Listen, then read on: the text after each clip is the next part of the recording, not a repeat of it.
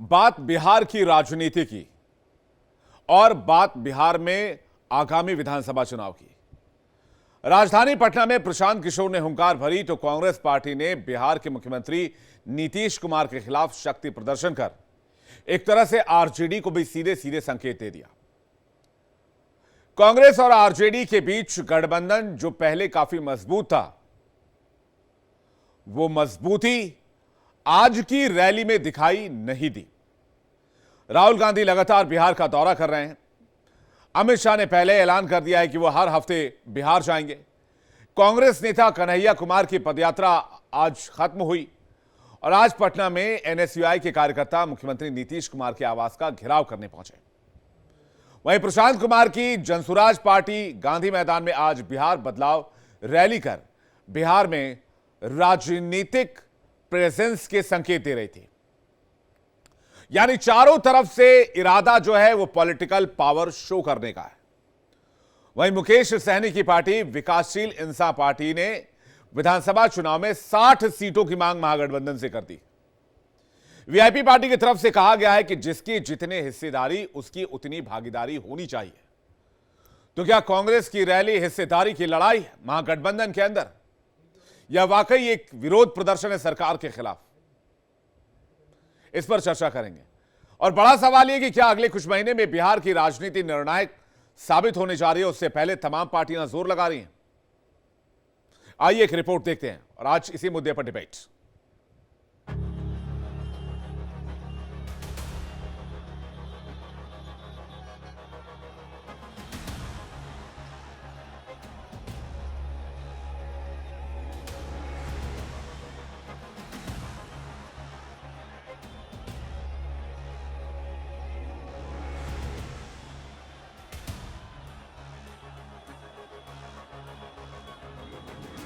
बिहार में चुनावी साल, किसको मिलेगा जनता का साथ? बिहार विधानसभा चुनाव तो अक्टूबर-नवंबर में होगा, लेकिन चुनाव को लेकर सियासी बिसात बिछ चुकी है। आज पटना की गांधी मैदान में जनसुराज की पहली रैली हुई।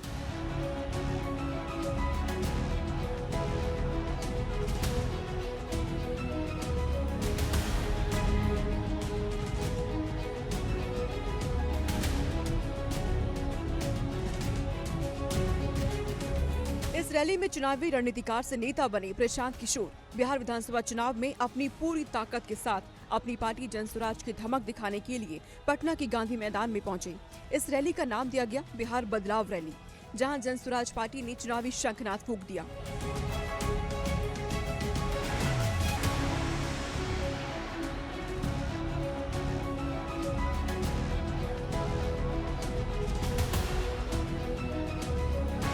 बता दें कि प्रशांत किशोर पिछले 35 सालों में नीतीश कुमार और लालू प्रसाद यादव के शासन में विकास की कमी को प्रमुखता से उठा रही है। उनकी रणनीति है कि बिहार के मतदाताओं को जाति के बजाय विकास और रोजगार जैसे मुद्दों पर एकजुट किया जाए।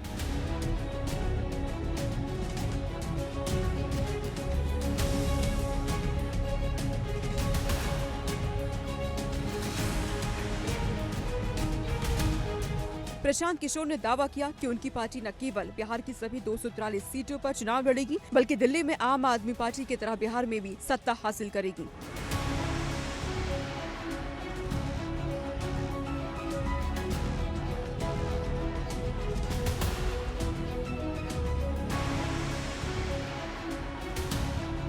इधर बिहार चुनाव से पहले कांग्रेस ने पटना में शक्ति प्रदर्शन कर अपना दम दिखाया। इस यात्रा में सचिन पायलट भी शामिल हुए। कांग्रेस की पलायन रोको और नौकरी दो पदयात्रा के दौरान बिहार की राजधानी पटना में भारी हंगामा हुआ। पटना के डाक बंगला चौराहा पर कांग्रेस कार्यकर्ताओं और पुलिस के बीच नोकझोंक हुई, जिसके बाद पटना पुलिस ने वाटर कैनन का प्रयोग भी किया।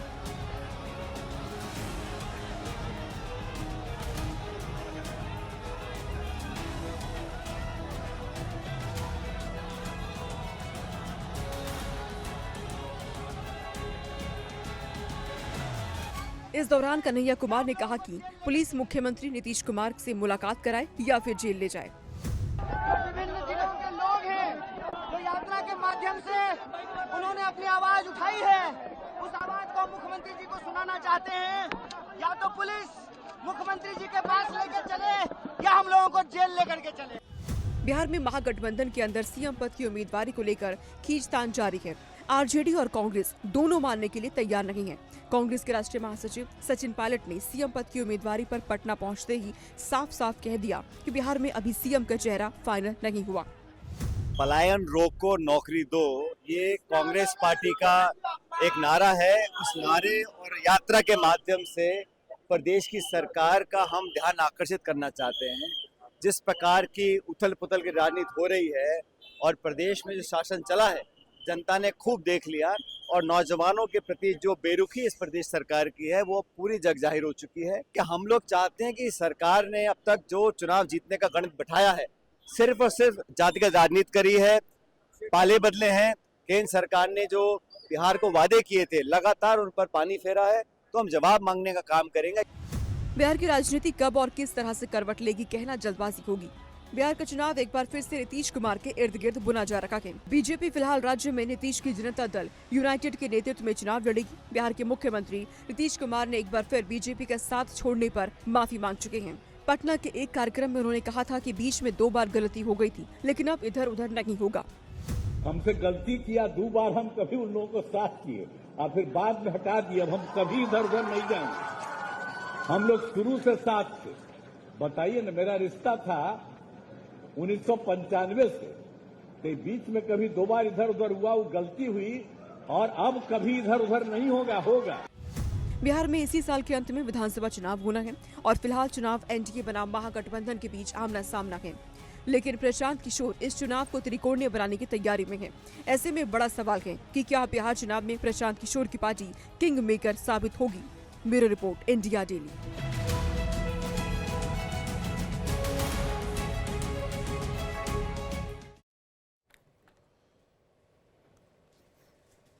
बातचीत करने के लिए मेहमानों का एक बड़ा पैनल हमारे साथ इस वक्त जुड़ रहा है। प्रमोद सिन्हा, प्रवक्ता आरजेडी, सुमित शशांक, प्रवक्ता भाजपा, ज्योति कुमार सिंह, प्रवक्ता कांग्रेस पार्टी, प्रोफेसर विनीत सिंह, प्रवक्ता एलजेपीआर, रमनीश वत्स थोड़ी देर में हमारे साथ होंगे, कन्हैया भिलारी, वरिष्ठ पत्रकार, हमारे साथ थोड़ी देर में होंगे। सबसे पहले मैं शुरुआत कांग्रेस पार्टी के प्रवक्ता से कर रहा हूं। आप सभी मेहमानों का आप तहे दिल से स्वागत करेंगे सबसे पहले, और दर्शकों का एक बार फिर से वेलकम करेंगे। और ज्योति कुमार जी, मेरा पहला सवाल आपसे है, ये पावर शो क्यों था? ये सरकार के खिलाफ था या महागठबंधन के को दिखाने के लिए था? समझ में नहीं आ रहा है कि ये पावर शो आपको कहां से दिखा। कांग्रेस पार्टी 2-3 मुद्दे को लेकर आज से नहीं, राहुल गांधी पिछले कितने 2-3-4 सालों से जो मुद्दे उठा रहे हैं, और चूंकि अभी बिहार में इलेक्शन है तो आपको ये हर कोई कदम जो है वो आपको पावर शो दिख रहा है। कांग्रेस पार्टी और राहुल गांधी जब ये बात बार बार कर रहे थे, जनगणना की बात कर रहे थे, लोगों की संख्या जानने का प्रयास करने की बोल रहे थे, और बोल रहे थे कि आप लोगों की संख्या जानो कि कौन कितना गरीब है। उसके पीछे तो मकसद ये था कि जो यूपीए ने नेशनल फूड सिक्योरिटी एक्ट बनाया था, उसके तहत जितने गरीब लोग हैं, जितने वंचित लोग हैं, बिलो पॉवर्टी लाइन के लोग हैं, उनको खाना मिले, उनको नौकरी मिले, उनको हर जगह, चाहे पत्रकारिता हो, बिजनेस हो, हर जगह उनको हिस्सेदारी मिले। वो एक मकसद वो था। अभी जो आप आज की जो बात आप कर रहे हैं, कुछ काफ़ी 1 महीने से जो कांग्रेस पार्टी में जो हमारा विंग है एनएसवाई और यूथ का, वो उन्होंने एक नारा लगाया और एक सोच को लोगों के बीच रखा कि यहाँ पलायन काफ़ी हो रहे हैं और नौकरियां नहीं है, बेरोजगारी है, और उसके बहुत से कारण उन्होंने बताने का प्रयास किया। तो 1 महीना जो हम घूम कर चारों तरफ से पूरे जिला गांव घूमते रहे, उसको आज उसका ज्ञापन देने के लिए आज नीतीश कुमार से मिलने का प्रयास किया उन लोगों ने, जिसका उन लोगों ने बलपूर्वक रोकने का प्रयास किया। हमारा तो जो विंग है एनएसवाई और यूथ का, वो तो शांतिपूर्वक जाकर नीतीश कुमार को ज्ञापन देना चाह रहा था कि देखिए हम इतने जिलों में, इतने ब्लॉक में घूमे और लोग का ये समर्थन है और लोग का ये फीलिंग है कि आपका पलायन रुक नहीं रहा है, आप नौकरी दे नहीं पा रहे हैं, पेपर लीक कर नहीं पा रहे हैं, भ्रष्टाचार बढ़े जा रहा है, शेड्यूल कास्ट और ओबीसी पर क्राइम बढ़ता जा रहा है। तो इन बातों को लेकर वो सीएम से मिलना चाह रहे थे। तो एक तो शांतिपूर्ण प्रदर्शन था, अब उसमें आपको वाटर कैंप क्यों छोड़ना पड़ गया, लाठीचार्ज क्यों करना पड़ गया? क्या विद्यार्थी के लोग और युवा के लोग कोई हाथ में हथियार लेकर आप पर हमले कर रहे थे? तो प्रशासन का, सरकार का ये रवैया बिल्कुल ही गलत है और जो युवाओं और महिलाओं, बच्चों के लिए ये ठीक नहीं। नहीं, आप जो जिस मुद्दे को लेकर आप सरकार का घेराव कर रहे हैं वही मुद्दा तो आरजेडी का मुद्दा भी है। आरजेडी का मुद्दा पलायन का है, आरजेडी का मुद्दा बेरोजगारी का है, आरजेडी का मुद्दा युवाओं का है। तो या तो आप आरजेडी के मुद्दे को हाईजैक करना चाह रहे हैं। एक से प्रशांत किशोर को एक बार सुन लेते हैं, क्या कुछ कह रहे हैं वो, फिर लौटता हूं आपके पास। जब आपको जन स्वराज के परिवार को अपने साथियों को बुलाया था बात करने के लिए, प्रशासन से एक एक परमिशन लिया गया है। यहाँ के डीएम, यहाँ का एसपी, यहाँ का चीफ सेक्रेटरी, यहाँ का पुलिस महानिदेशक, कोई ऐसा अफसर नहीं है जिसको सारी सूचना न दी गई हो। तो प्रशांत किशोर भी अपनी चुनावी तैयारियों में लगे हुए हैं और प्रशांत किशोर भी बिहार चुनाव से पहले जन स्वराज पार्टी लेकर हुंकार भरते नजर आ रहे हैं। डिबेट पे वापस लौटता हूं और मेरा सवाल ज्योति कुमार सिंह जी से था। ज्योति कुमार जी, आपके मुद्दे और आरजेडी के मुद्दे सेम है, तो फिर आपको आरजेडी को भी साथ रखना चाहिए था ना। आप अकेले क्यों जोर लगा रहे हैं? मेरा सवाल दरअसल इसको लेकर था। हमारे मुद्दे तो आरएसएस के साथ नहीं मिल सकते, न बीजेपी वालों के साथ मिल सकते। नहीं, ठीक बात है। हमारे मुद्दे तो हमारे अलायंस पार्टनर, चूंकि हमारी लाइक माइंडेड है तो हमारे मुद्दे तो उन्हीं से मिलेंगे ना। हाँ। तो आप इसमें, तो आप ये सवाल आपका कैसा, मुझे नहीं समझ में आ रहा है। पहली बात, अब जब हम अलायंस के पार्टनर हैं और चूंकि ये एनएसवाई और यूथ ने एक संघर्ष की बात की है, इसमें कल भी परसों भी राहुल गांधी आए थे, उसके पहले और भी नेता लोग हर जिले में जुड़ते रहे इस कदम को आगे बढ़ाने के लिए। तो कोई इनविटेशन कोई किसी को दिया नहीं। जिनको लगा कि इसमें आगे बढ़ना है, इनमें और मजबूती देना है, वो आकर करते रहे और जुड़ते रहे। अब जो हमारे अलायंस पार्टनर, हो सकता है तेजस्वी जी की कहीं और व्यवस्था रही होगी, कहीं और व्यवस्था रही होगी, लेकिन विचार तो एक है, तभी हम अलायंस पार्टनर हैं, तभी हम इंडिया तो गठबंधन में हैं। सचिन पायलट तेजस्वी भाई के नाम के ऊपर सीएम फेस का मुहर लगाने से क्यों इनकार कर गए? अच्छा, एक बात बताइए विवेक जी, अभी और तेजस्वी यादव खुद को एज अ सीएम कैंडिडेट ही प्रोजेक्ट कर रहे हैं अभी तक के जितने भी रैलियां हुई हैं और बाकी चीजें हुई हैं। देखिए, आप इसमें कंफ्यूजन क्रिएट ना करें। नहीं, मैं तो जनता के लिए पत्रकारिता करता हूं सर, मैं कोई कंफ्यूजन क्रिएट नहीं कर, जो हालात बन रहे हैं मैं वो सामने रख रहा हूं बस। तो आप जनता के लिए जनता की बात करें। आज का जो सिचुएशन है, आज के सिचुएशन में हम राजद के साथ हैं, वो अभी बड़ी संख्या में है, और चूंकि बड़ी संख्या में है तो हमारा जो अलायंस जो हाउस में है, तो हमारे पार्टी का हमारा नेता भी सीएलपी लीडर है और उनका भी नेता है, लेकिन संख्या उनकी ज्यादा है। तो आज के दिन में तो संख्या उनकी ज्यादा है। अगर सरकार बनती है और उस हिसाब से, तो उस हिसाब से तो वो नेता होंगे, तो उसमें कहां दो मत है। अगर आगे भी अगर वो ज्यादा संख्या में रहेंगे अलायंस के बाद, इलेक्शन के बाद, तो वही नेता रहेंगे, और हमारी संख्या ज्यादा रहेगी तो हम नेता रहेंगे। तो ये सब यही तो मैं कह रहा हूं, मैं आप लोगों के लिए जनता का कंफ्यूजन क्लियर कर रहा हूं। मैं यही बात कह रहा था। आप कह रहे हैं कि हमारी संख्या अगर ज्यादा हुई तो हम, इसलिए आप अकेले चुनाव, इसलिए अकेले आप रैली में ताल ठोक रहे हैं और ज्यादा से ज्यादा सीटें महागठबंधन में ग्रैब करने की कोशिश करेंगे। देखिए, लोकतांत्रिक व्यवस्था में और हमारा जो कॉन्स्टिट्यूशन है, उस कॉन्स्टिट्यूशन में जो बात, जिस पार्टी का 2/3 होता है वो सरकार बनाती है। बिल्कुल। अब अलायंस पार्टनर में भी अगर हमारी सीटें कम है तो हम कैसे बोलेंगे कि हमारा सीएम बने? अगर उनकी सीटें ज्यादा होगी तो ऑब्वियसली नेता वो बनेंगे, लेकिन इसकी भी जो चर्चा होगी, इसका भी जो डिसीजन होगा, वो उसकी एक मीटिंग होगी विधायकों की, उस विधायकों में चुना जाता है। लेकिन अगर वो ज्यादा संख्या में रहेंगे तो बहुत ऑटोमेटिक है कि वो नेता होंगे। इसमें कहीं कोई कंफ्यूजन आप क्रिएट ना करें। जी नहीं, मैं कंफ्यूजन तो सचिन पायलट के बयान के बाद क्रिएट होता है, मैं उसको दूर करने की कोशिश कर रहा हूं। सचिन पायलट ने कभी नहीं कहा कि हमारी संख्या कम रहेगी और उनकी संख्या ज्यादा रहेगी तो वो नेता नहीं बनेंगे। सुमित भाई, मैं एक सेकंड आ रहा हूं, मैं प्रमोद जी का एक रिएक्शन ले लूं इस पर जल्दी से। प्रमोद जी, देखिए, सबसे बड़ी बात है अभी जो है बिहार में जो ज्वलन समस्याएं हैं और जिन समस्याओं की आप बात कर रहे हैं, जो मुद्दों की आप बात कर रहे हैं, वो विकराल रूप धारण किए हुए।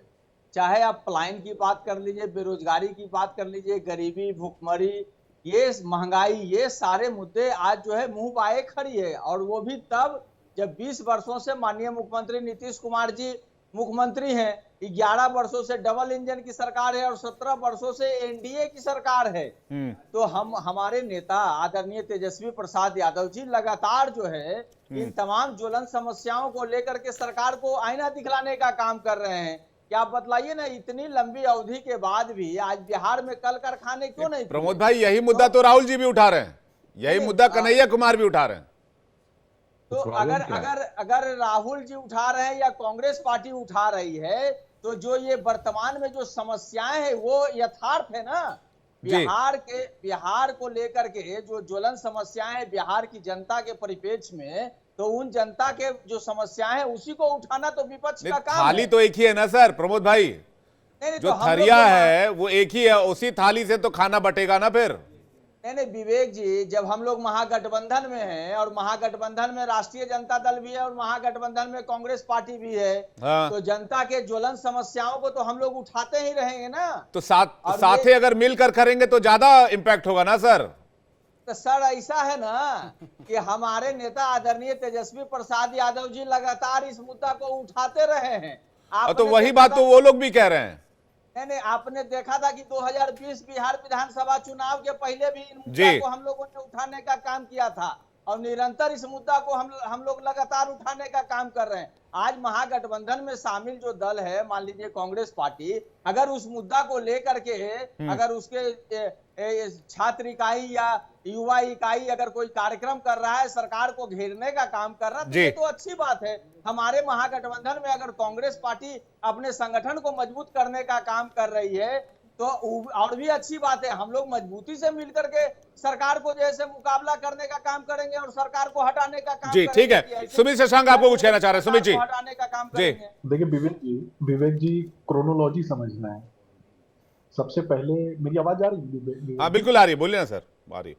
देखिए क्रोनोलॉजी समझना है। क्रोनोलॉजी बताती है कि सबसे पहले कांग्रेस पार्टी में उस व्यक्ति को हटाया जाता है जिस पर आरोप लगते हैं कि वो राजद का कहीं ना कहीं राजद से जुड़ा हुआ व्यक्ति। उसके बाद कृष्णा अल्लावरू को प्रभारी बनाया जाता है। कृष्णा अल्लावरू आते ही सबसे पहले राजद के नेतृत्व पे प्रश्न चिन्ह खड़े कर देते हैं, तेजस्वी यादव के प्रासंगिकता पे प्रश्न खड़े कर देते हैं।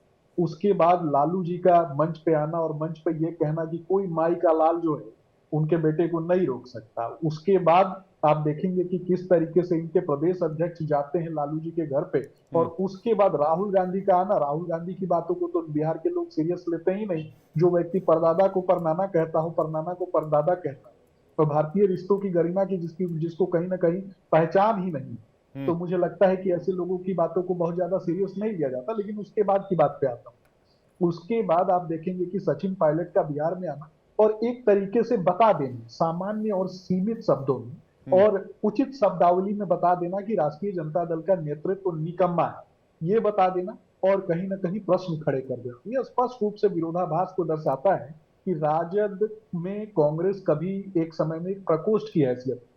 अब बात होती है गिरोहों के गिरोह, गैंग्स ऑफ राष्ट्रीय जनता दल के बारे में, जो जिसमें आप जब हॉस्पिटल में जाएंगे तो अलग अलग टाइप का आप देखेंगे कि गायनोकोलॉजिस्ट बैठते हैं, फिर या फिर अलग अलग बीमारियों को देखने वाले लोग बैठते हैं। वैसे ही ये गिरोहों का गिरोह है। इसमें अपराधियों का अलग कुनबा है, गुंडों का अलग कुनबा है, लूट मचाने वालों का अलग कुनबा है, अपहरणकर्ताओं का अलग कुनबा है। वैसे ही लोगों का कहीं ना कहीं मुर्गा लड़ाओ प्रतियोगिता प्रारंभ किया था लालू यादव ने, और उसके बाद बाहुबलियों को, अपराधियों को, गुंडों को टिकट दिया। बालू माफिया, शराब माफिया, भू माफिया। उसके बाद की बात कर लीजिए, कहीं ना कहीं हत्या, अपहरण, जो प्रवचन दे रहे हैं, अपनी सरकार इनकी सरकार है। देखिए बता दीजिए पार्टी के प्रवक्ता सरकार पर अभी पार्टी के प्रवक्ता है ना, मानते हैं इस बात को। उस पे बोलने में थोड़ी पार्टी के प्रवक्ता है क्या? दूसरे के बीच में नहीं, वो जो आप गुंडा पार्टी के प्रवक्ता है तो बताइए ना आप। वो बतला रहा है प्रमोद जी गुंडा पार्टी के प्रवक्ता है तो बता दीजिए। आपका भाषा आपने तो अपना चाल चरित्र बता। गुंडा पार्टी देखिए सुमित भाई प्रमोद जी, मैं आप दोनों से जी, आप दोनों प्रबुद्ध और बुद्धिजीवी हैं, मैं आप दोनों से रिक्वेस्ट कर रहा हूं कि बात लॉ एंड ऑर्डर की नहीं हो रही, बात पॉलिटिकल परमुटेशन कॉम्बिनेशन की हो रही है। कौन किसके साथ जाने की संभावना दिख रही है, कौन कितना पावर दिखा रहा है, कौन कितनी दावेदारी पेश कर रहा है, मैं उस पर बात कर रहा हूं। सुमित जी आप जल्दी से जवाब पूरा कीजिए, फिर ज्योति जी और प्रमोद जी भी कुछ कहना चाह रहे हैं, जल्दी से। उसी पे आता हूँ। जल्दी से बर्दाश्त नहीं होता है, अपनी पाली में भी बोलते हैं दूसरों की पाली में भी आके कहीं ना कहीं शोर मचाने का काम करते हैं, क्योंकि आप पूरा कीजिए ना जल्दी से प्लीज। हाँ, के जो रिश्तेदार हैं वही आकर के पोल खोल देते हैं। तो इस प्रकार की हरकतें ये लोग कर देते हैं, क्योंकि पार्टी का कहीं ना कहीं चाल चरित्र जो है वो दर्शा ही देते हैं ये लोग। लेकिन मैं आ रहा हूं, देखिए बात पे आ रहा है। मुख्य बात ये है कि इन दोनों ही पार्टियों के बीच में जो विरोधाभास की स्थिति है, वो विरोधाभास की स्थिति स्पष्ट रूप से जग जाहिर हो चुकी है। एक कहावत है कि पानी में मछली वाली कहावत है, और इन दोनों ही पार्टियों को बहुत अच्छे से पता है कि बिहार आज विकास के नए प्रतिमान गढ़ते हुए कहीं ना कहीं लघु कुटीर उद्योग की बात कर ले, सड़कों के निर्माण की बात नहीं, बिल्कुल बिहार के विकास की बात भी हो जाएगी। अभी चुनाव में वक्त है, इस पर भी किसी दिन डिबेट कर लेंगे। एक छोटा सा जवाब कुछ प्रमोद जी देना चाह रहे हैं, उसके बाद बाकी मेहमानों का रुख करता हूं। प्रमोद जी जल्दी से 10 सेकंड में सर प्लीज। देखिए ये सुमित जी और भारतीय जनता पार्टी के प्रवक्ता पहले इनको ये बतलाने का काम करिए ना कि किस प्रकार से जनता दल यूनाइटेड 2020 के चुनाव में 3 नंबर की पार्टी बनाने का काम किया, कैसे लोजपा को 2 फाड़ ये लोग करने का काम किए। भारतीय जनता पार्टी क्या आरजेडी और कांग्रेस के बीच विरोधाभास है? और इस बीच पीके भी हुंकार भर रहे हैं, प्रशांत किशोर भी पहुंच गए हैं, मुकेश सहनी कर रहे हैं कम से कम 60 सीट लेंगे। मैं विनीत जी और अमनीश जी का रुख करूं, उससे पहले मैं कन्हैया जी का एक टेक चाहूंगा इस पर। तो पार्टी खुद ही टूटने वाली है। सुमित भाई 1 सेकंड में आ रहा हूं, एक एक करके। कन्हैया जी नहीं, देखिए आप जो मैं सबका सुन रहा था, कांग्रेस के सामने सबसे बड़ी समस्या यह है कि वो 70 सीट पर पिछले बार लड़ चुके हैं। वो चाहते हैं कि इस तरह का माहौल बनाए कि हमको 70 मिल जाए, जबकि मेरे पास जो जानकारी है कि तेजस्वी की तरफ से ये आ गया है उधर से कि आपको 2015 में हम लोग 40-41 सीट दिए थे, इस बार 45-50 से ज्यादा आपको नहीं देंगे। इसलिए ये हवा बना रहे हैं, क्योंकि कांग्रेस का वजूद तो यहाँ है नहीं। कांग्रेस क्या है? कांग्रेस यहाँ दिव्यांग है, वो राजद के पीठ पर सवार है और इनका कुछ नहीं है। इसीलिए ये हवा बना रहे हैं। और आप प्रशांत किशोर ने तो इस्टेब्लिश कर दिया कि आज रैली अच्छी हुई। मैं था भी वहां पर, घूमा भी, देखा, मैं घूम कर देखा भी, अच्छी रैली थी। और एक उनका प्रयास है कि इस बार का जो चुनाव हो वो त्रिकोणात्मक हो, 3 धुरी बने। अब वो 3 धुरी बनाने में सफल होते हैं कि नहीं होते हैं ये देखने वाली बात होगी, लेकिन उन्होंने बढ़िया आगाज किया है, अच्छी मीटिंग जी। कांग्रेस पार्टी हवा बनाने की कोशिश कर रही है। ज्योति कुमार जी का छोटा सा रिएक्शन चाहेंगे इस पे, क्योंकि वो चाहते हैं कि ज्यादा से ज्यादा सीटों पर वो क्लेम कर सके। यही सवाल मेरा पहली लाइन में भी था। ज्योति जी इस पर एक छोटा सा आपका टेक प्लीज। ठीक है विवेक जी, देखिए मैं भारतीय जनता पार्टी के प्रवक्ता की बात करता हूं और हमारे प्रबुद्ध जर्नलिस्ट कन्हैया जी का भी के बात का जवाब दे देता हूं। अब देखिए, उन्होंने जब आप ये सवाल कर रहे हैं और हमसे बोल रहे हैं कि किसका क्या है क्या नहीं, आप ये बताएं कि जब ये राजद और कांग्रेस के बारे में बात कर रहे थे तो भारतीय जनता पार्टी के अमित शाह क्या बोल रहे थे कि नीतीश कुमार मंत्री चीफ मिनिस्टर बनेंगे कि नहीं? क्या उस पर कभी जवाब आपको मिला? हमेशा बोलते कि अभी बैठक होगी, अभी मीटिंग हुई, कभी वो भागते रहे बोलने से, कभी वो भागते। आप हमसे कांग्रेस और राजद के बारे में पूछ रहे हैं, उसकी तो स्पष्ट बात कर रहे थे। लेकिन अमित शाह जब जवाब बोलने दीजिए एक करके एक बार जवाब आ जाए ज्योति जी का प्लीज, जल्दी से। हाँ ज्योति जी। अब इनके भी पार्टी नीतीश कुमार को चीफ मिनिस्टर बनाने में और बोलने में कितना परेशानी हो रही है, उनको बहुत परेशानी हो रही है। अच्छा, अब जब आप बात कहते हैं, मुद्दों की बात करते हैं और कांग्रेस पार्टी के अस्तित्व की बात करते हैं, भारतीय जनता पार्टी कब सरकार बने अकेले? कांग्रेस पार्टी तो इसके पूर्वांतर में। अरे भाई साहब, आपको दिव्यांग कह रहे हैं आपका वजूद ही क्या है बिहार में? 17 सीटों पर जीते आप, आपने 70 सीटों पर चुनाव लड़ा, आप फिर 70 या 80 चाह रहे हैं। आरजेडी जो सोर्सेज के हवाले से खबर है वो 40 से ज्यादा में तैयार नहीं है आपको। उनका वो सोच था, वो अपने सोच से उस शब्दों का उपयोग किया। मैं कह रहा हूं भारतीय जनता पार्टी कब अकेले सरकार बनाई? कांग्रेस पार्टी तो पहले भी सरकार बनाई, अब अलायंस में सरकार बना रही है। अभी हमारी स्थिति संख्या में कम है तो उसमें कौन सी बड़ी बात है? अलायंस, वो भी अलायंस में लड़ रहे हैं, हम भी अलायंस में लड़ रहे हैं, वो तो अकेले तो नहीं लड़ रहे हैं। तो कांग्रेस पार्टी भी अलायंस, क्या भारतीय जनता पार्टी का कोई वजूद है बिना नीतीश कुमार के? कोई वजूद नहीं है। आप देखें इन दोनों की लड़ाई, इन दोनों की लड़ाई तो ऐसी है कि भारतीय जनता पार्टी नीतीश कुमार को औकात में लाने के लिए ये क्या नाम है इनका, रामविलास पासवान के पार्टी को लगा दिया, हर असेंबली में उनको खड़ा कर दिया। क्यों खड़ा कर दिया? अगर बहुत अच्छा उनका अलायंस है। अच्छा, ये ये नीतीश कुमार ही हैं जो तेजस्वी को चीफ मिनिस्टर बना रहे थे। नहीं, मैं विनीत जी से इसका जवाब ले लेता हूं। मैं एक बार सारे मेहमानों का रुख कर लूं, फिर रिपीट में आपके पास आऊंगा। आपने कहा बीजेपी का वजूद नहीं है, बीजेपी की 84 सीटें हैं सर, क्या बात कर रहे हैं आप? और कांग्रेस की 17 सीटें, आरजेडी की 72 सीटें, सबसे बड़ी पार्टी बीजेपी है आंकड़ों के हिसाब से। बाकी आपने जो एलजेपीआर के बारे में बोला है वो विनीत जी जवाब देंगे। विनीत जी प्लीज, उसका रमनीश भाई आपके पास। सबसे बड़ी पार्टी राजद है या बीजेपी है? बीजेपी है, अभी बीजेपी है सर। अरे आज अभी कुछ दिन, अभी 3 महीने से आप बड़े हो गए, लेकिन जब चुनाव हुआ इंडिया गठबंधन ज्यादा बड़ा था और थोड़ा सा शांत हो जाए सर, थोड़ा शांत हो जाए सर। सर विवेक भाई नमस्कार, गुड इवनिंग सभी को। Good evening sir. विपक्ष के खेमे में ये हमारी पार्टी को लेकर डर अच्छा है भाई। राजद भी यही कहा कर रहा है, कांग्रेस भी यही कह रही है। मैं पहले पीके पे आऊंगा, फिर मैं तेजस्वी यादव पे आऊंगा। ये है आज का फोटो, गांधी मैदान का है सर। 10 लाख की बात हुई थी, 1 लाख भी लोग नहीं पहुंच पाए थे। पीके जो है एक वैकल्पिक व्यवस्था की अवधारणा लेके आए थे कि हम पढ़े लिखे लोगों को देंगे, जात धर्म पे नहीं देंगे। लेकिन देख लीजिए कि बिहार के जो उपचुनाव हुए हैं विवेक भाई 4 सीट पे, इस पे इनकी 1 सीट पे मात्र जमानत बची थी और चारों सीट पे जो इनके शैक्षणिक योग्यताएं थी किसके, इनके उम्मीदवारों की इंटर था। अब ये कहते हैं कि 40 सीट हम मुसलमानों को देंगे, जात धर्म पे समीकरण साध रहे हैं। बीपीएससी में भद पिटवाई थी, बच्चों का आंदोलन को हाईजेक करने गए थे, बच्चों ने भगा दिया था। आज 10 लाख लोगों की बात हुई थी, 10,000 लोग भी नहीं पहुंच पाए हैं। तो जो ये प्रशांत किशोर हैं सर, ये बिहार के केजरीवाल हैं। अब आते हैं राजद पे। ये विडंबना नहीं है ये विवेक भाई कि जब सबसे ज्यादा पलायन 1990 में हुआ था, जबकि आम जन नहीं, हमारे जैसे विद्यार्थी नहीं, महिलाओं से लेके ऑफिसर और डॉक्टर भी किडनैपिंग के डर से बिहार छोड़ के चले गए थे। उस समय कांग्रेस राजद को सपोर्ट करी थी सरकार बनाने में। तो उस पलायन का, जिसको इंग्लिश में एक्सोडस कहते हैं, उसके बारे में बात नहीं कर रहे हैं। बात किसके बारे में कर रहे हैं? जबकि पलायन, और मैं इंटरनेशनल लेबर ऑर्गेनाइजेशन 2024 का मैं आपको डेटा दे रहा हूं, ये चाहे तो आप चेक कर सकते हैं। पहला जो राज्य है सबसे जहां पे पलायन हो रहा है, वहां पे इंटर स्टेट की बात कर रहा हूं, केरला है, तमिलनाडु है, हिमाचल प्रदेश है। आप जानते हैं कि वहां पे सरकार किसकी बनी हुई है। तो ये जो चीजें हो रही हैं, कन्हैया कुमार की बात अब आते हैं, क्या ये बात गलत है? जरा प्रमोद भाई बताएंगे कि लालू प्रसाद यादव के वीटो के कारण कन्हैया को बेगूसराय में 2024 से लोकसभा चुनाव का सीट नहीं मिला था। क्योंकि कन्हैया जी हैं जो भले ही कैसे भी हो, हम उनको बहुत बड़े स्टेज पर नहीं रखते हैं, लेकिन तेजस्वी यादव से ज्यादा पढ़े लिखे हैं, ज्यादा हुनरमंद है।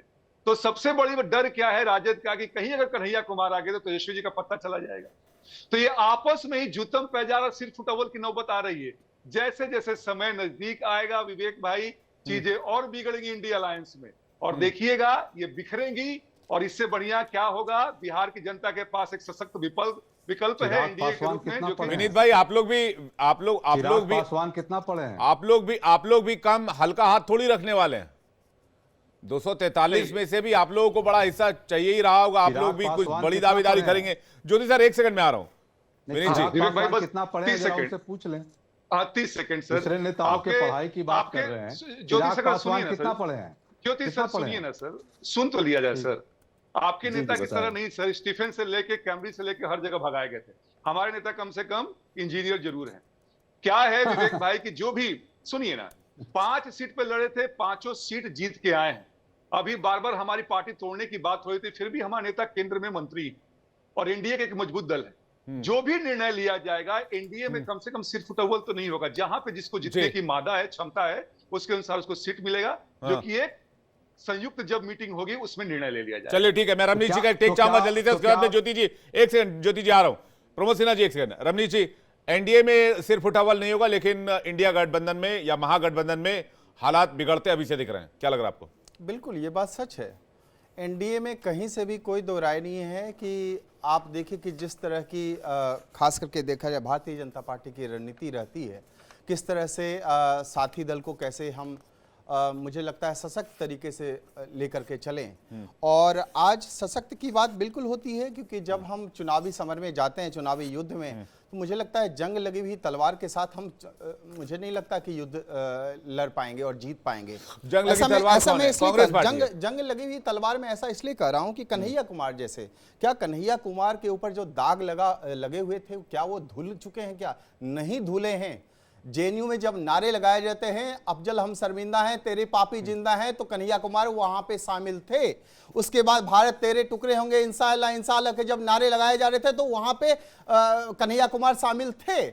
तो उसके बाद फिर बात करते हैं, जब आप बिहार में जाते हैं चुनाव, चूंकि बिहार हमारा गृह क्षेत्र है, जब आप राहुल गांधी जैसे सरीखे नेता जब जाते हैं, कांग्रेस के शीर्ष नेतृत्व जब जाते हैं, तो वहां की बिहार की जो आम जनता, जो भोली भाली जनता है, उनसे सवाल पूछना चाहेगी कि आप मेरे से, नकली हिंदू का मुझे नहीं पता कि जो कि संसद में 200 ऐसे एमपी खड़े हुए थे वक्फ बिल के विरोध में, लेकिन आम जनता जरूर पूछेगी जब आप हिंदू को हिंसक बताते हैं, जब आप कहते हैं हिंदू युवक जो है लड़कियों को छेड़ने के लिए मंदिर में जाते हैं, जब हिंदुओं को आप टेरर से जब जोड़ देते हैं, जब आप आरएसएस को बोको हराम आईएस से जब जोड़ देते हैं, तो सवाल बिल्कुल पूछेगी बिहार की जनता। उसके बाद फिर सवाल तो पूछना चाहिए 1990 से लेकर के 2005 तक कि किस तरह की स्थिति पैदा की थी लालू यादव जी ने। लालू यादव जी पूछा करते थे भूरा बाल साफ करो, भूरा बाल साफ करो के नारे लगाए जाते थे। भूरा बाल में कौन आता है? उमियार जाति। कौन आता है? राजपूत। एक एक करके सर, एक एक करके कौन आता है? ओबीसी के समाज। ये इन मुद्दों पर चुनाव तो हो चुका ना रमनीश बात, एक सेकंड, ये पुराने मुद्दे हैं, इन पर चुनाव लड़ा जा चुका है। मैं आज मैं ये पूछ रहा हूँ, मैं ये पूछ रहा हूँ इंटैक्ट कितना है, मैं ये पूछ रहा हूँ इंटैक्ट कितना है, मैं ये पूछ रहा हूँ कि गठबंधन इंटैक्ट कितना है, कितना इंटैक्ट है यूपीए और एनडीए? से इंटैक्ट है। इसका प्रभाव हमने देखा लोकसभा के चुनाव में, लोकसभा के चुनाव में 40 में से 30 सीटें लेकर के आती है, और भारतीय जनता पार्टी और उसके जो साथी दल हैं उन्होंने दिखा दिया, और अब बिहार की जो आम जनता है उन्होंने मुहर भी लगा दी इस बात की। फिर मैं पूछना चाहता हूं आज के परिदृश्य के बारे में, जब आप बिहार की आम जनता के पास में जाएंगे तो तेजस्वी यादव आपसे सवाल पूछा जाएगा, जब आप शिक्षा की बात करेंगे तो आपसे सवाल पूछा जाएगा कि आप कितने पढ़े लिखे हैं। तेजस्वी यादव आप कितने पढ़े लिखे हैं? नवी फैल से सवाल पूछा जाएगा, नवी फैल से सवाल पूछा जाएगा, बार बार पूछा जाएगा कि शिक्षा की बात करने वाले तेजस्वी यादव शिक्षा के बारे में ठीक है पूछा जाएगा, सुमित जी इसका जवाब दे रहे हैं। पूछा जाएगा, और ये पूछा जाएगा कि जब रेलवे में अपहरण की अनुमति दी जाती थी, पूछा जाएगा लैंड फॉर जॉब्स का मामला, गरीबों को नौकरी के नाम पर उनकी जमीनों को छीन लिया। सुमित जी आ रहा है, पूछा जाएगा प्रमोद सिन्हा जी स्क्रीन पे लीजिए, प्रमोद सिन्हा जी पार्टी से पूछा जाएगा, प्रमोद सिन्हा जी रमेश सपोर्ट कर रहे हैं, क्योंकि आपकी पार्टी के भी तो टुकड़े होने वाले हैं कुछ दिन में। प्रमोद सिन्हा जी पार्टी के प्रवक्ता बनेंगे, लालू जी के बेटे की पार्टी में रहेंगे, बड़े बेटे की पार्टी में रहेंगे, छोटे? प्रमोद सिन्हा जी स्क्रीन पे और ज्योति जी स्क्रीन पे प्लीज। प्रमोद जी बोलिए। मैं आ रहा हूँ, सुमित जी एक सेकंड वेट कीजिएगा। प्रमोद जी आप ये जो राजनीतिक विश्लेषक को बैठाए हुए ये भारतीय जनता पार्टी के प्रवक्ता है क्या? बोलिए ना, एक आम जनता, अरे उनकी अपनी राय हो सकती है। जनता आपसे विश्लेषण मांगे राय है क्या कि राजद प्रमोद भाई वो क्यों दे? हर व्यक्ति यहाँ प्रमोद जी स्क्रीन पे प्लीज। हम वोट दें तो क्यों दें आखिर? उन समस्याओं पर एक लाइन इन्होंने बोलने का काम क्या है? जी प्रमोद जी, 80 जो है केंद्रीय विद्यालय और 28 जो है नवोदय विद्यालय दिए जाते हैं दूसरे राज्यों को, लेकिन बिहार को एक भी नवोदय विद्यालय और केंद्रीय विद्यालय नहीं दिए जाते हैं। जब मेगा टेक्सटाइल पार्क की बात होती है बिहार के चनपटिया में, उसके लिए जगह आवंटित किया जाता है, बिहार के ही केंद्रीय मंत्री हैं, लेकिन बिहार की हकमारी करके दूसरे राज्यों में मेगा टेक्सटाइल पार्क की स्थापना की जाती है। 20 सालों से इनकी सरकार है। ये मुद्दे जनता के सामने रखिएगा प्रमोद भाई। मेरा सवाल, मैं आपके सवाल का जवाब दूंगा, एक सवाल का जवाब दूंगा। थोड़ा ये जो राजनीतिक विश्लेषक को आप भारतीय जनता पार्टी के लोग को जो राजनीतिक विश्लेषक का मुखौटा पहना करके जो बैठाते हैं ना, मैं उनको जवाब देना चाह रहा हूं। उनकी अपनी राय हो सकती है, हम किसी पर अपनी राय नहीं थोप सकते हैं। वो अपने हिसाब से एनालिसिस करते हैं, समीक्षा करते हैं चीजों की, वो उनका पक्ष है, उनको बोलने का अधिकार है, तो वो अपने हिसाब से कह रहे हैं। मैं प्रमोद भाई ये पूछ रहा हूं कि आरजेडी को कांग्रेस भाव क्यों नहीं दे रही है? नहीं, ये आपको किसने कहा, ये हमको बताइए। परिदृश्य जो समीक्षात्मक पहलू नजर आ रहा है वो इसी ओर इशारा कर रहा है प्रमोद भाई। आप पहले नाराज होने की आवश्यकता नहीं है। मैं जो सवाल सोशल मीडिया पर भी चल रहे हैं मैं उनको भी इंक्लूड करके पूछ रहा हूं, क्या वजह है कि कांग्रेस पार्टी आपसे किनारा करके चल रही है? मेरी पूरी बात को सुन लीजिए। और तेजस्वी यादव जी इतने, मैं मानता हूं तेजस्वी यादव जी बहुत मेहनती नेता हैं, इतना मेरिट है उनमें, लेकिन फिर भी कांग्रेस पार्टी उनके मेरिट को क्यों नहीं पहचान रही भाई? पहले सुन लीजिए, अब हो गया आपका जवाब सवाल, अब सुन लीजिए जी। जब यही लोकसभा के चुनाव में तो ड्राइविंग सीट पर तेजस्वी यादव को बिहार में बैठाने का काम किया था औरंगाबाद में।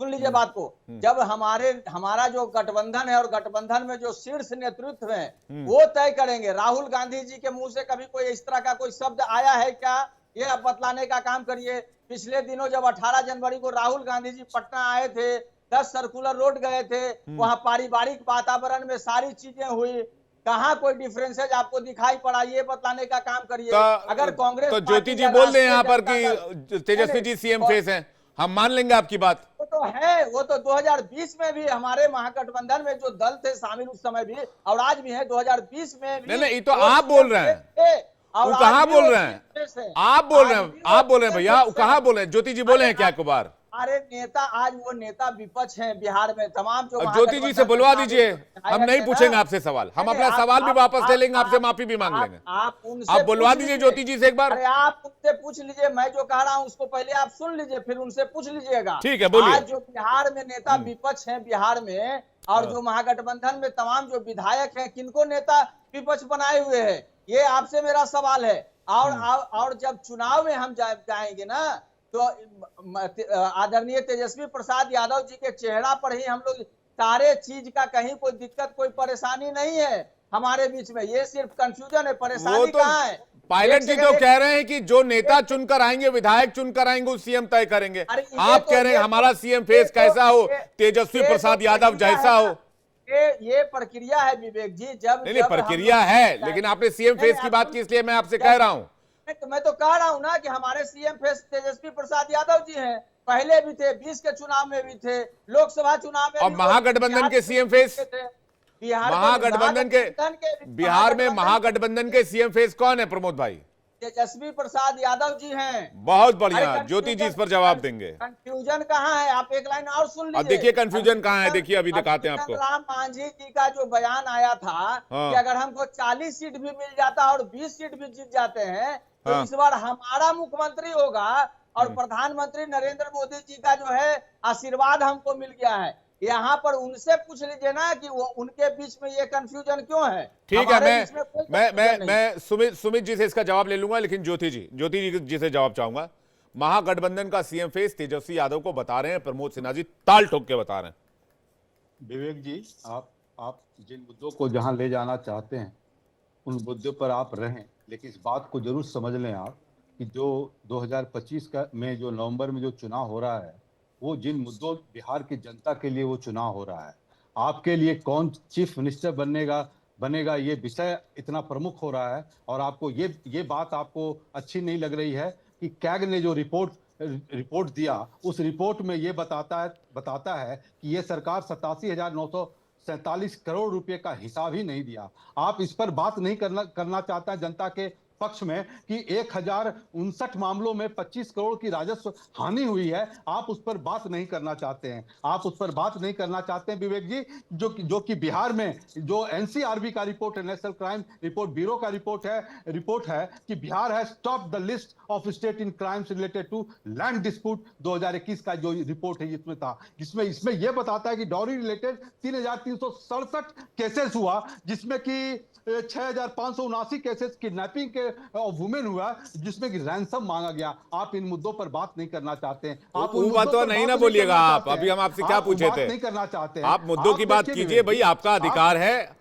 हमने भी बिहार में क्राइम पर, ये जनता के लिए है। ए ज्योति भाई, हमने सुनिए भाई साहब, हमने बिहार में बढ़ते अपराध को लेकर कम से कम 1 दर्जन डिबेट किया होगा। सुनिए मेरी बात ज्योति भाई, सर मैं दावे के साथ कह रहा हूं, हमने कम से कम 1 दर्जन डिबेट किया।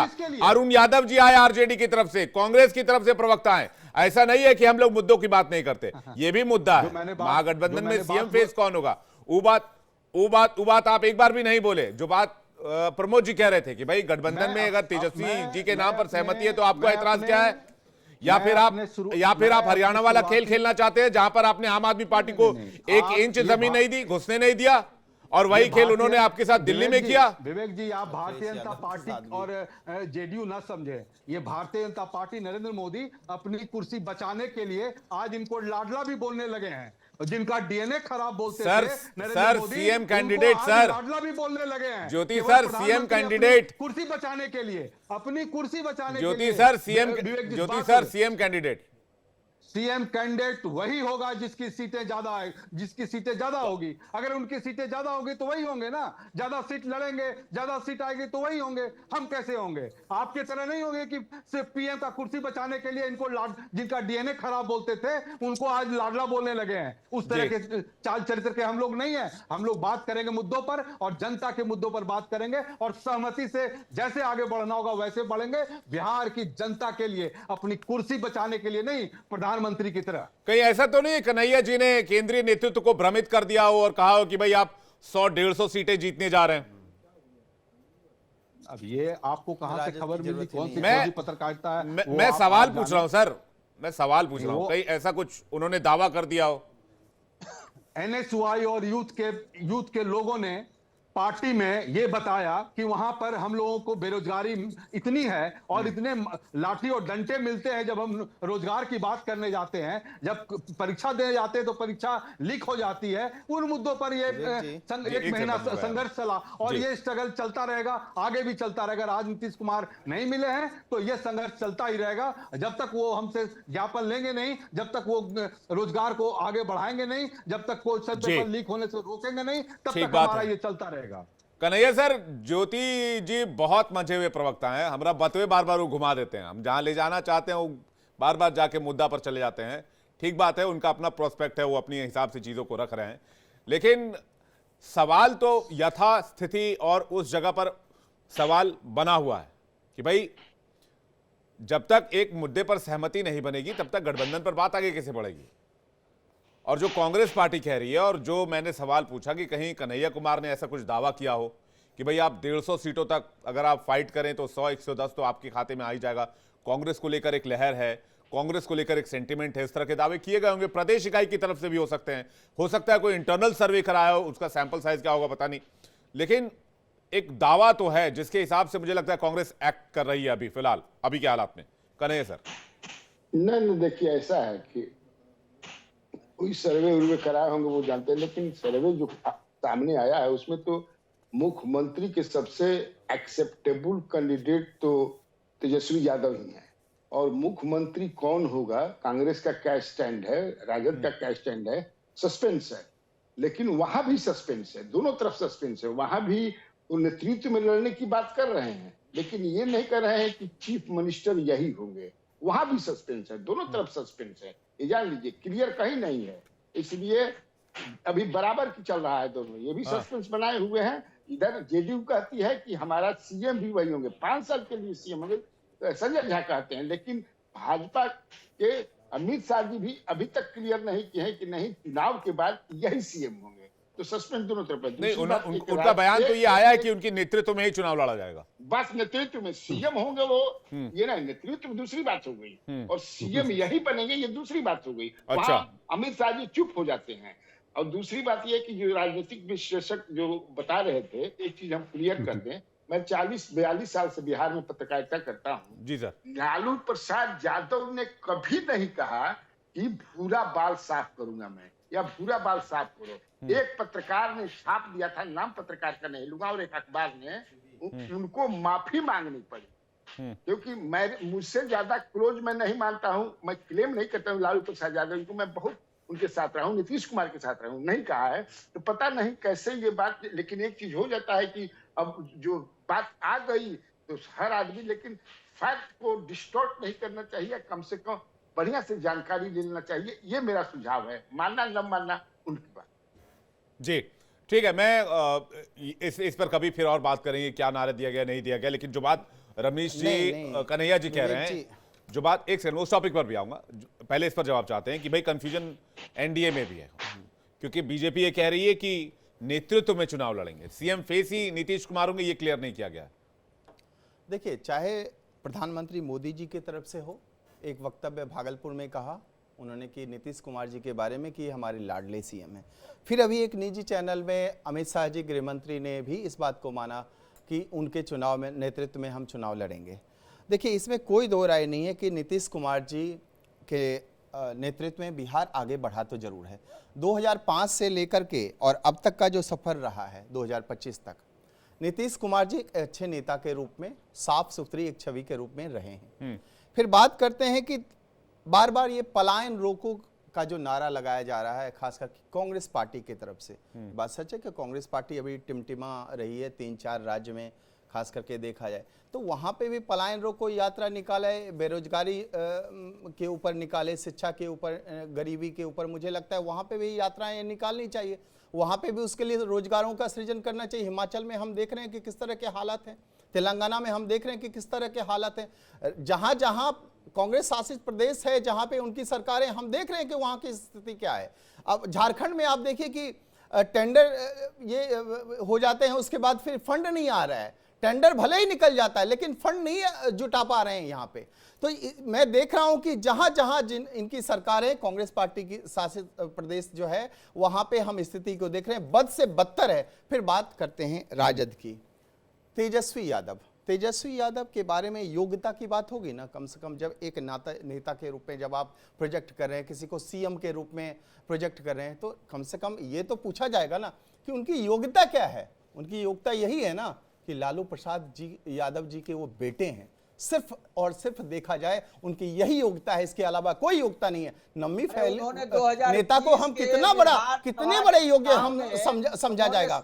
नम्मी फैल नेता को हम कितना बड़ा योग्य मान ले भाई, कितना बड़ा योग्य मान ले। उसके बाद अभी हमने भूराबाल के ऊपर एक टिप्पणी सुनी, एक ये जो है वरिष्ठ पत्रकार के द्वारा। मैं पूछना चाहता हूँ, हर दिन राजद के प्रवक्ता जब टीवी चैनल पे बैठते हैं ना, तो सिर्फ और सिर्फ उच्च जाति को वहां पे कोसा जा जाता है, वहां पे गाली दी जाती है, मनुस्मृति को जलाया जाता है, फाड़ा जाता है। हर दिन उच्च जाति को टारगेट किया जाता है। आप गरीबी की बात करते हैं, शिक्षा की बात करते हैं, रोजगार की बात करते हैं, तो क्या लगता है कि आपको उसको जरूरत नहीं है? आपको क्या लगता है उच्च जाति में गरीबी नहीं है क्या? तो आप जाति में मैं कहूंगा राजद से भी और कांग्रेस पार्टी से भी कि कम से कम जात पात में तो हमें छोड़ दीजिए। हम हैं यदि तो एक सनातनी है, हमारा एक ही है, हमारी आइडेंटिटी है, वो है सनातन धर्म के ऊपर, न कि जाति के ऊपर। प्रमोद जी का जवाब सुनिए, एक और भी कहा जाता था कांग्रेस पार्टी के समय, इंदिरा जी के समय में नारे तो लगाए जाते थे ना, जात पर न पात पर मुहर लगाए हाथ पर, इंदिरा जी के बात पर। और आज राहुल गांधी जी कहते हैं हम ले आएंगे कांग्रेस पार्टी को फुटपाथ पर। और वाकई में जब आप कन्हैया कुमार जैसे नेता को, किस तरह के नेता हैं, जग जाहिर है, वैसे को प्रोजेक्ट करते हैं बिहार जैसे चुनाव में। आप जानते हैं कि किस तरह से भावुक लोग हैं, वहां के आम जनता किस तरह की भावुक है। और कितना भी आप भ्रमजाल बुनने का प्रयास कीजिए, आप ही लोगों ठीक है, मैं सभी चीजें प्रमोद जी का जवाब लेता हूं। लोगों को आप वसूली भाई का अड्डा बना दिया वक्फ बोर्ड को, और आप जैसे लोगों को तो जनता पूछेगी ना भाई आपने किया ही क्या था। ठीक है, आपने क्या किया था 2015 में। विवेक जी, मैं एक सवाल आपसे पूछना चाहता हूं इनके माध्यम से, आपके माध्यम से। 2015 में थे ना भाई, नीतीश जी के साथ में गए थे ना, क्या कर लिए? 2022 में भी तो गए थे, क्या कर लिए भाई? उस समय आपको रोजगार सृजन नहीं दिखा, उस समय आपको युवाओं का रोजगार सृजन नहीं दिखा, उस समय आपको युवा नहीं दिखे। और ये चले हैं, क्या नाम है, प्रशांत किशोर नए केजरीवाल हैं। आप जाएंगे, स्टालिन जो कहता है सनातनियों को समूल नाश करना हमारा एक परम कर्तव्य है, उससे गलवैया करने जाते हैं प्रशांत किशोर जी। नहीं, लेकिन आप लॉ एंड ऑर्डर का हवाला दे रहे हैं। आप ये मानते हैं कि बिहार में लॉ एंड ऑर्डर सिचुएशन बिल्कुल कंट्रोल में है? नहीं, आपने मार्च की स्थिति देखी है। अब आप मुद्दों की बात करना चाह रहे हैं। बेसिकली मैं पॉलिटिकल डिबेट करना चाह रहा था, लेकिन रमनीश वत्स आप मुद्दों की बात कर रहे हैं। आप बिहार में लॉ एंड ऑर्डर सिचुएशन बताइए ना, क्या को सुधारने की जरूरत है। लॉ एंड ऑर्डर ये परम कर्तव्य है, भारतीय जनता पार्टी इसके ऊपर है। तो 2005 के बाद से 2020 तक लॉ एंड ऑर्डर कंट्रोल में नहीं आया। गुंडा। अरे कब तक 20 साल पहले की बात को कोसते रहेंगे आप? आज के 20 साल शासन करने के बाद रमनीश वत्स, एक सेकंड, 20 साल शासन करने के बाद, लगभग 17 साल शासन करने के बाद, सुनिए मेरी बात, 17 साल शासन करने के बाद अगर आप 20 साल पुराना इतिहास ढूंढ रहे हैं रमनीश वत्स, 20 साल लगभग शासन करने के बाद, 20 साल शासन करने के बाद आप अगर 20 साल पुरानी सरकार को कोस रहे हैं तो ये आपकी सरकार का फेल्योर है, ये आपकी सरकार का फेल्योर है, आपके लॉ एंड ऑर्डर का फेल्योर है। मैं क्लियर कट कहता हूं भाई, आपके लिए 20 साल कम होता है क्या? 20 साल किसी स्टेट में क्राइम कंट्रोल करने के लिए कम होता है क्या? उत्तर प्रदेश का मॉडल देख लीजिए आप, 8 साल में देख लीजिए आप law and order situation Uttar Pradesh का।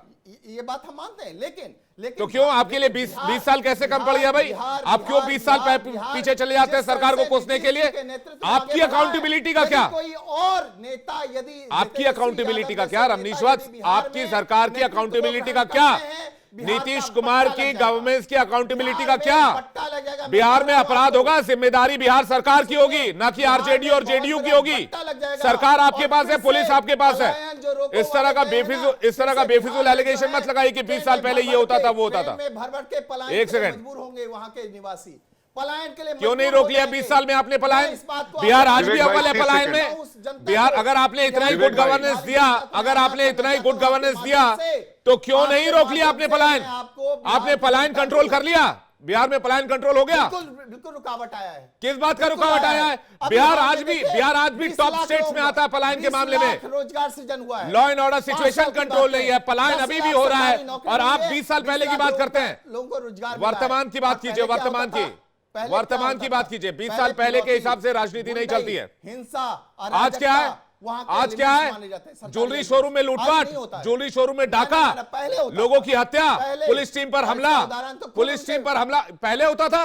मैं आपको मार्च महीने की रिपोर्ट उठा के दिखाता हूं। मार्च की आप मुझे, मैं आपको चैलेंज करता हूं, मार्च महीने की रिपोर्ट उठा के देख लीजिए आप, खुलासा किया है। मार्च महीने की रिपोर्ट उठा के देख लीजिए आप, बिहार में कितने अपराध हुए हैं। खैर मैं फिर से पॉलिटिकल डिबेट पे जा रहा हूं, मैं फिर से पॉलिटिकल डिबेट पे जा रहा हूं। मेरे साथ विनीत सिंह जी लगातार बने हुए। विनीत सिंह, मैं एक सेकंड में आ रहा हूं। सुमित जी एक सेकंड में आ रहा हूं। प्रमोद जी एक सेकंड में आ रहा हूं।